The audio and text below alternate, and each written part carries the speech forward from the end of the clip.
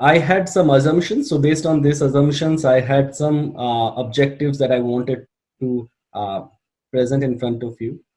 So my first objective was to make sure all of you who are budding IT engineers and you want to be placed in the industry, it's important to know what is quality and why we are even talking about it in this seminar today. And then we also wanted to encourage and discuss about what are the engineering techniques. Why are we calling it as something called engineering? What engineering has to do with it? We will also discuss some of the tools and techniques that we use in industry. So you would get an industry connect, that what we do in industry and where we are coming from. And hopefully I'll also give you a takeaway to have a framework developed. So you have that framework with you when you develop your products. You have the quality of the products in build, and you use that framework. Okay. Um, and lastly, what aspiring quality engineers should do. If you want to be in this trade, if you want to join or become somewhat what we are doing, what you need to learn, what you need to focus on at this part of the career. So this is some expectation or ideas that I had in this session. So we'll get started. And again, please be as much interactive as possible. Don't hesitate to talk in any language. It doesn't really matter. It's important that the communication happens. Okay, guys? So I'll continue. So how do you know Airtel is performing better than Vodafone or is better than Jio, or some areas Jio is better than Airtel? It's if number of users in that area or the consumers are more for that network, will the network connectivity drop frequently? So it's a parameter by which we measure if they have a good quality service or quality service. We call it many things, but basically this is something that is measurable to us. So for every industry, this measurement or this attribute, these KPIs keep changing. The focus is very different. For example, I'm sure when I was at your age, we used to play a lot of computer games, mobile games uh, in our hostel times.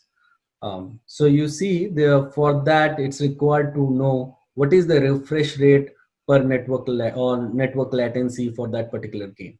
So you are not killed, right? Guys, I'm intentionally not pausing, but feel free to pause me and ask questions. I know that many of you have joined from different places and it might be difficult, but don't hesitate.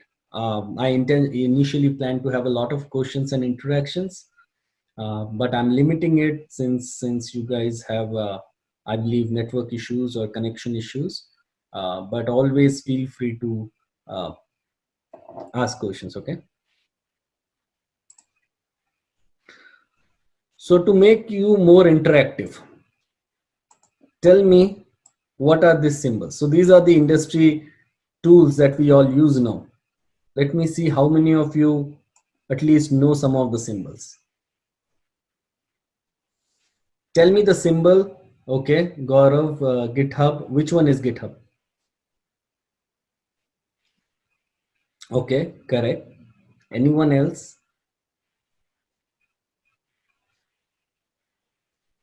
And these are very common tools. So I'm sure if you are an engineering student, you should know at least some of them. Ideally, you should know most of them if you are doing any IT project. Quite close. It's not Visual Studio, but it's Microsoft Azure. You're talking about the third one. It's Azure DevOps. But good. Congratulations, Gaurav. That's pretty close. Anyone else?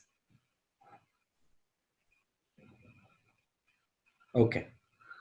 So I didn't wanted to go through all these tools, and because these tools itself are session on their own, because these are all tools that we use for managing quality products, trace quality product, track the requirements, make sure that there is nothing we are missing in between. So that's called requirement traceability.